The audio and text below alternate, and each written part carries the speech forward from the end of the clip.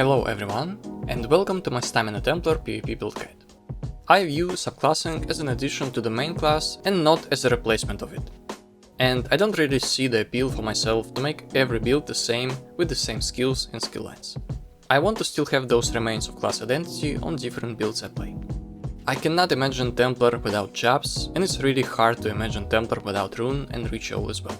So in all of the Templar build variations in this video, I'll be using both of those skill lines, and will be only changing the third one.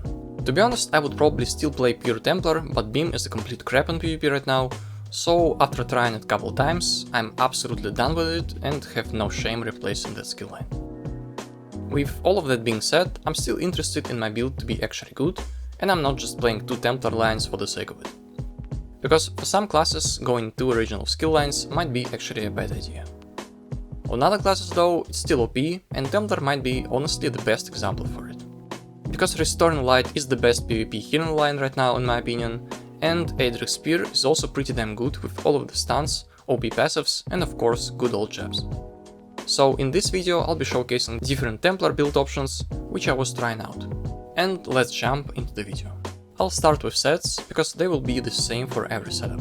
All of the sets I'm using here, except one, are the same I was using in my previous build.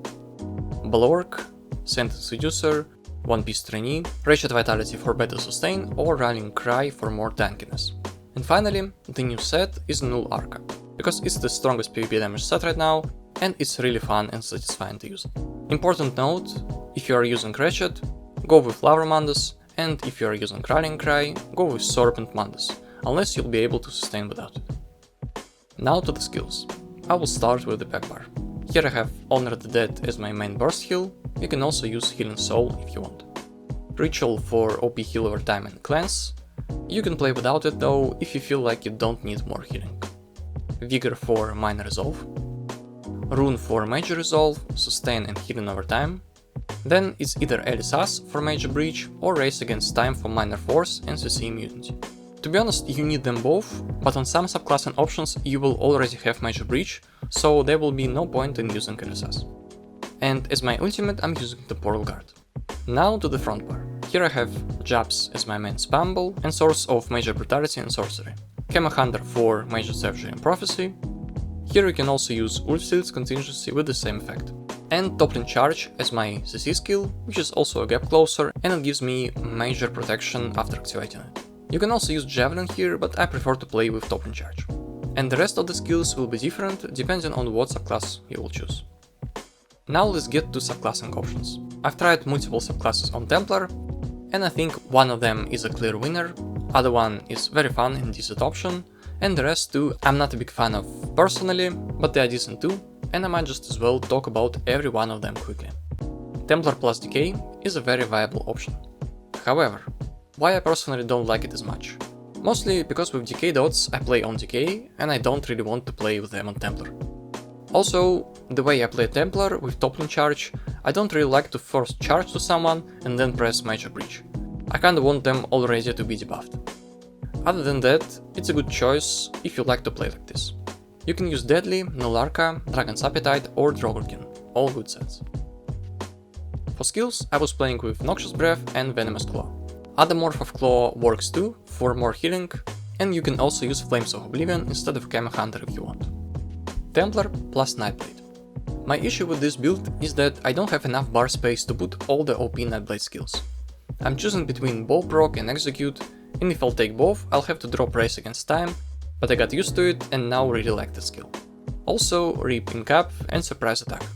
You can say, but what's the problem? You can use them as well and it will be even stronger. Maybe. But then, it's more Nightblade than Templar, and I'd rather play like this on Nightblade. So, same as with DK, I just prefer to play it on DK and Nightblade instead, but both of those options are good. It's more about your playstyle and if it suits you or not. And now I want to move to another two subclassing options which I liked a lot. First of them will be Templar plus Sorc, Dark Magic Sorc, and we use it for frags. I know it might look weird, but it was one of my ideas which I wanted to try out. And honestly, it's pretty damn fun.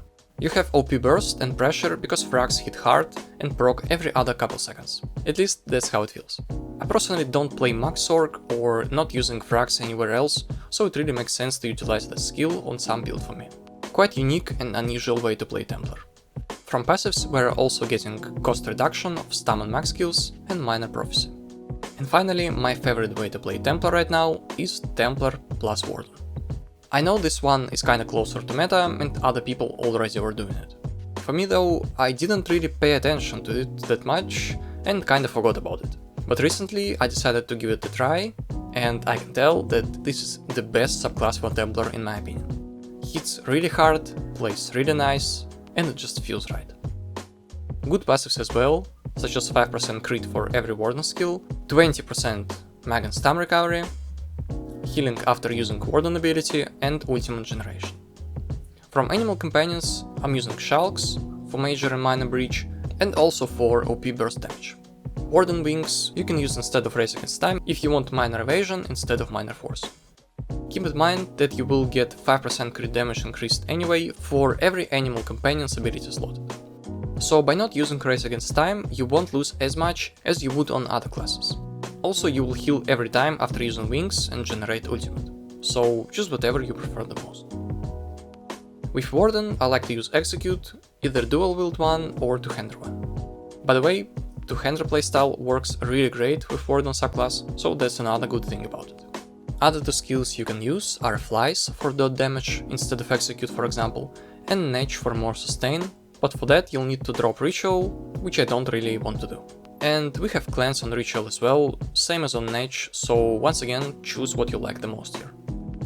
Overall, I really like this build, and I think it's my favorite build right now out of all classes.